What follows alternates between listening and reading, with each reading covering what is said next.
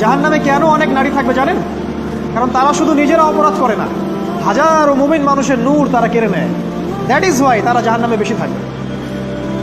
আরেকটা মেজর কারণ হচ্ছে তাদের এই উদ্ধত মাথা, মেয়েদেরকে বলছি স্পেশালি, হয়তো এই কথাগুলো মেয়েদের কাছেও যাবে। তাদের এই উদ্ধত মাথা আল্লাহর বিধানের সামনে আত্মসমর্পণ করতে চায় না। তাদের এই উদ্ধত মাথাটা আল্লাহর বিধানের সামনে আত্মসমর্পণ করতে চায় না। এই কারণে তারা জাহান্নামে বেশি থাকবে। যে কোনো বিধান আল্লাহ তাদের সামনে বলেন, সব মেয়ের কথা বলছি না, ম্যাক্সিমাম বিভিন্ন যুক্তি তারা দিবে। সামি'না ওয়া আতা'না এই পর্যায়ের না, যুক্তি দিবে। পর্দা করলে কি এখন কেমন করে চাকরি করব, পর্দা করলে কেমন করে পড়াশোনা করা যায়, এখন তো যাইতেই হচ্ছে, কিছু তো করার নাই, বিভিন্ন যুক্তি, হাজারটা যুক্তি তারা দিবে। কে জানি তাদের ব্রেইনটাকে পুরো ওয়াশড করে ফেলছে। আমি আপনাদেরকে বলছি কে করেছে। এটা করেছে স্বয়ং দাজ্জাল। স্বয়ং দাজ্জাল। কারণ হাদিস একটা আছে, রাসূল সাল্লাল্লাহু আলাইহি ওয়াসাল্লাম বলেছেন দাজ্জালের শেষ অনুসারী হবে এক শ্রেণীর নারী। মাশাআল্লাহ, দাজ্জালের শেষ অনুসারী হবে এক শ্রেণীর নারী। তাদেরকে ঘরে ইসলামিক অনুশাসনে রাখার জন্যে বাবা, ভাই, স্বামী শিকল দিয়ে বেঁধে রাখবে, তারপরেও তারা শিকল ছেড়ে বের হয়ে যাবে, আটকাতে পারবে না, because of their mind is brain washed. এ কারণে দেখা যায় তাদেরকে যখন কোনো বিধানের কথা আপনি বলবেন, তাদের এই উদ্ধত মাথাটা আল্লাহর বিধানের সামনে অবনত হতে চায় না, বিভিন্ন যুক্তিতর্ক তারা দেয়। এই কারণেই তাদের সংখ্যাটা জাহান্নামে বেশি হবে। আরও কারণ আছে, রাসূল বলেছেন সারা জীবন তাদের জন্য করবেন। স্পেশালি তাদের উদ্দেশ্য করে বলছি যাদের অ্যাফেয়ার আছে। যতই করেন, যত কিছুই করেন না কেন, আপনি যদি তাকে ভোগবিলাস এবং পার্থিব সুখ শান্তি দিতে না পারেন, সে আপনাকে চিনবে না এক সময়। আপনি যদি আমাদের কথা বিশ্বাস না করেন, লিখে রাখতে পারেন। আর এমনিতে লিগ্যাল বৈবাহিক সম্পর্কেও সারা জীবন অনেক কিছু করবেন, হঠাৎ একদিন কোনো একটা কারণে ঝগড়া লেগে গেছে, তখন দেখবেন সে বলে বসবে সারা জীবন তোমার কাছে কিছুই পেলাম। আমি নারীদেরকে ছোট করছি না, তাদের কিছু কিছু পয়েন্ট বলছি। এইসব কারণে তারা জাহান্নামে থাকবে। আমি একটু এই কথাটা না বললে জাস্টিস হবে না। রাসূল সাল্লাল্লাহু আলাইহি ওয়াসাল্লাম মেরাজে গিয়েছিলেন, আপনারা জানেন। তিনি মেরাজের রাতে অনেক অলৌকিক জিনিস দেখেছেন, নবীদের সাথে সাক্ষাৎ করেছেন, ইভেন আল্লাহর সাথে কথা বলেছেন, আল্লাহর নূর দেখেছেন। এই সময় সবাই তাকে হাসি মুখের সম্বর্ধনা জানিয়েছিল। যার সাথেই দেখা হয়েছে তার সাথেই তিনি হাসি মুখে অভ্যর্থনা তাকে জানিয়েছে, আসসালামু আলাইকা আইয়ুহান নবী, সবাই বলেছে হাসি মুখে। একজন মালাক, একজন ফেরেশতা তাকে দেখে হাসেননি, একজন। আপনারা কি জানেন? রাসূল সাল্লাল্লাহু আলাইহি ওয়াসাল্লাম অবাক হয়েছিলেন। তিনি বলেছিলেন যে ইয়া জিবরিল, ওর চেহারাটা এত গম্ভীর কেন, সে আমাকে দেখে হাসছে না কেন, তার মুখে হাসি নেই কেন? জিবরিল আমিন বলেছেন যে তার নাম হচ্ছে মালাক, সরি তার নাম মালিক, তার নাম মালিক, সূরা যুখরুফের মধ্যে আছে, তার নাম মালিক। যেদিন থেকে আল্লাহ জাহান্নাম সৃষ্টি করেছেন, সেদিন থেকে তাকে জাহান্নামের দায়িত্ব দিয়েছেন, অর্থাৎ জাহান্নামের হেড অফ ডিপার্টমেন্ট, ইনচার্জ। সেদিন থেকে তার মুখের হাসি উঠে গেছে। আমরা দোয়া করি আমরা যেন তার সাক্ষাৎ না পাই। তার কাছে পারমিশন নিয়ে রাসূল সাল্লাল্লাহু আলাইহি ওয়াসাল্লাম জাহান্নামের দিকে তাকিয়েছিলেন, ভিতরে দেখেছেন কি আছে। তিনি পরে যা ব্যাখ্যা করেছেন তা হলো, আমি দেখলাম সেখানে খালি মেয়ে আর, সেখানে খালি নারী আর নারী।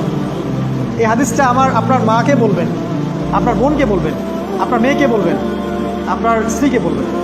এই হাদিসটা যদি কারো হৃদয়ের মধ্যে গেঁথে যেতে পারে, তার দ্বারা অন্যায় করা সম্ভব না। কিভাবে একটা মেয়ে সব কিছু উন্মুক্ত করে ঘুরতে পারে যখন অলরেডি তার আত্মা জাহান্নামে চলছে, অলরেডি, কারণ ভবিষ্যৎ তো আল্লাহ জানেন। যেমন উমর রাদিয়াল্লাহু আনহু এর ঘর জান্নাতে আছে, রাসূল সেটা দেখে আসেন নাই? এসে উমর ইবনুল খাত্তাবকে বলেছেন না যে আমি দেখে আসি তোমার ঘর, আমি ঢুকি দিই তোমার ঘরে তোমার আত্মসম্মানের কারণে। তার মানে তিনি পৃথিবীতে বিচরণ করছেন, ঘর তো জান্নাতে অলরেডি তৈরি হয়ে আছে। মেয়েরা দিব্যি ঘুরছে এভাবে, এবং তারা মোটেও সচেতন নয় তাদের ঘর হয়তো বা জাহান্নামে রেডি। আর আমাদের এই so called modern western civilization এদেরকে ব্রেইন ওয়াশ করে দিয়েছে। তারা বাজার করছে, তারা নগ্ন হয়ে ঘুরছে, কাপড় পরেও তারা নগ্ন থাকছে, তারা মডেলিং করছে, গান গাচ্ছে, নৃত্য প্রদর্শন করছে, মিডিয়া আসছে, তার দেহ লক্ষ লক্ষ কোটি কোটি মানুষ দেখছে। হাজারো মানুষের নূর চলে যাচ্ছে, অন্যের নূর নষ্ট করে জান্নাতে যাওয়া যাবে না।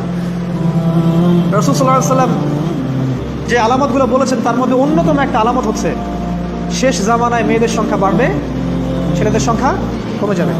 ইভেন একটা ছেলে 40টা মেয়ের দায়িত্ব নিবে, এটা আবার ভাববেন না 40টা ওয়াইফ, মা, খালা, নানি, ফুফু সব মিলায় 40।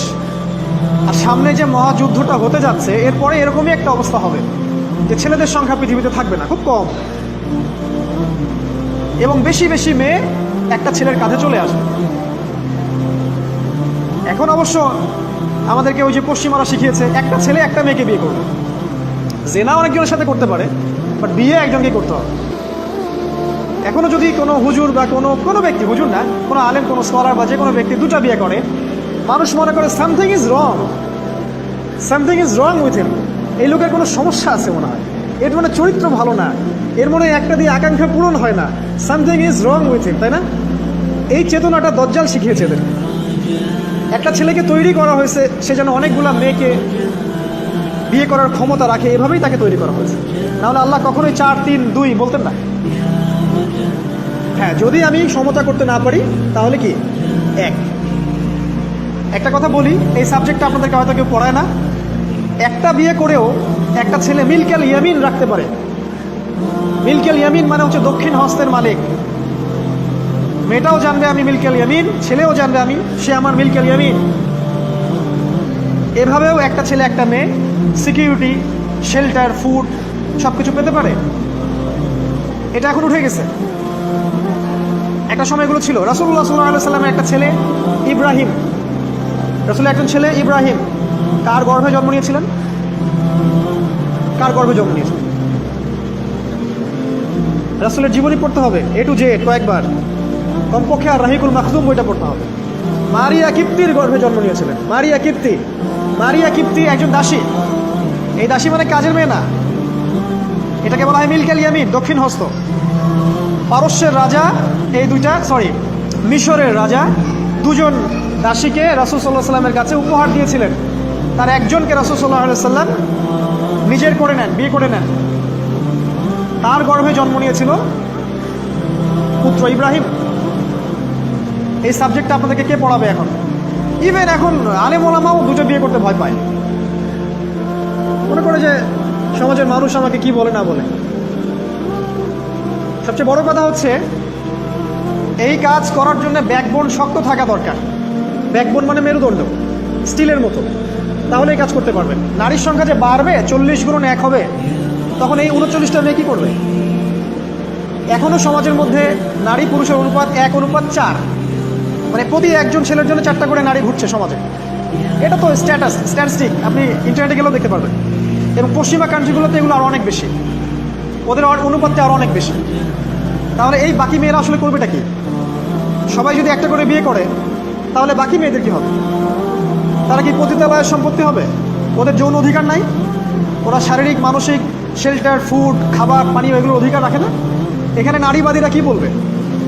সব নারীবাদী, এদেশের যত নারীবাদী আছে, সেকুলারিজম, এই নারীবাদীরা বেশিরভাগই দজ্জালের এজেন্ট।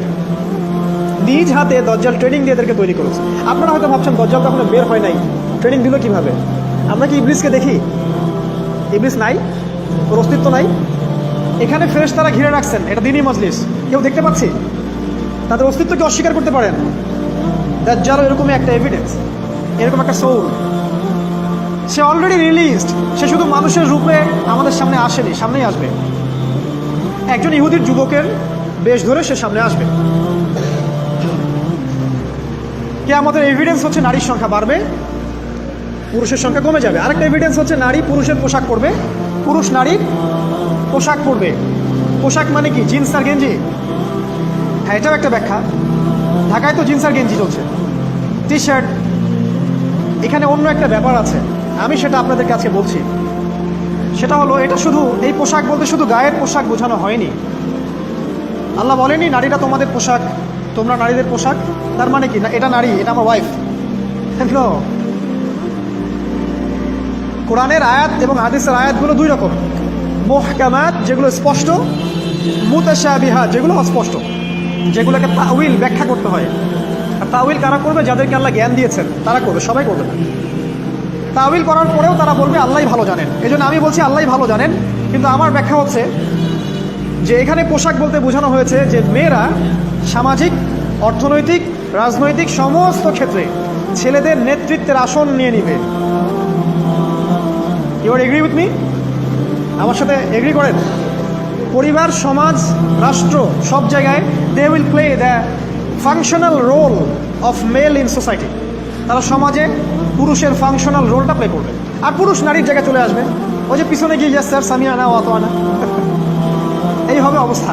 এগুলো কি আমরা দেখতে পাচ্ছি? ব্যাখ্যা করার দরকার নেই, তবে একটা হাদিস না বললে ইলমের জাস্টিস হবে না। সেটা হলো আল্লাহ রাসূল সাল্লাল্লাহু আলাইহি ওয়াসাল্লাম বলেছেন, কোনো কওম ততক্ষণ পর্যন্ত সফল হতে পারে না যতক্ষণ পর্যন্ত তাদের নেতৃত্ব দিবে একজন নারী। হাদিস কি আছে এটা নাকি বানায় বললাম? তাদেরকে বুখারী খুলে দেখতে বলেন। কোনো কওম, আর রাসূল যখন একটা কথা বলেছেন তার মানে পৃথিবী উল্টে গেলেও কথাটা সত্য হবে, কিছুই করার নেই। এই কারণে পশ্চিমারা এখন খুব ভয় পাচ্ছে, কারণ রাসূল সাল্লাল্লাহু আলাইহি ওয়াসাল্লামের অনেক ভবিষ্যৎবাণী আছে কিয়ামত সম্পর্কে। ওরাও এখন খুব ভয় পাচ্ছে, ওভার কনসিয়াস যে এগুলো তো হতেই পারে। এটাকে ঠেকানোর যত পদ্ধতি তারা অবলম্বন করছে, কিন্তু লাভ হবে না। প্রতিটা ইস্যু ওদের বিপর্যয় ডেকে আনবে। যে কোনো ইস্যু হোক, সেটা প্যালেস্টাইন বা কাশ্মীর হোক, সেটা আফগানিস্তান বা পাকিস্তান বা বাংলাদেশ বা বার্মা, কোনো ইস্যুই তাদের জন্য কল্যাণ বয়ে আনবে না। যদি কল্যাণ বয়ে আনে, শুধু মুসলিমদের জন্যই আনবে। কারণ প্রতিটা অন্ধকারের পিছনে একটা সোনালী সকাল আছে। এটা ওরা জানে না, কিন্তু কোরআন এবং হাদিস এটা আছে। অতএব কেউ ধৈর্যহারা হবেন না, ধৈর্যহারা হবেন না, এবং অধৈর্য হয়ে কোনো ইনিশিয়েটিভ নেবেন না। এমন কোনো ইনিশিয়েটিভ নেবেন না যার কারণে উম্মার ক্ষতি হয়। কারণ সামনে যে সময়টা আসছে এটা আমাদের বিজয়ের সময়, ওদের বিজয়ের সময় নয়। All you have to do, আপনাকে শুধু এতটুকু করতে হবে, জাস্ট বি প্রিপেয়ার ইউরসেলফ। নিজের প্রস্তুতি নিজে নেওয়া শুরু করে, কারো দিকে দেখার দরকার নেই। এবং অবশ্যই collectively as a Umma, as a nation, কিয়ামতের আলামত হচ্ছে নারীর সংখ্যা বাড়বে, পুরুষের সংখ্যা কমবে। নারীরা পুরুষের পোশাক পরবে, পুরুষরা নারীর পোশাক পরবে। পোশাক মানে সোসাইটির ফাংশনাল রোল। মানুষ হালাল হারামের বিবেচনা করবে না। মানুষ জেনা করবে, জেনাকে জেনা মনে করবে না। মানুষ মদ খাবে, মানুষ মদকে মদ মনে করবে না।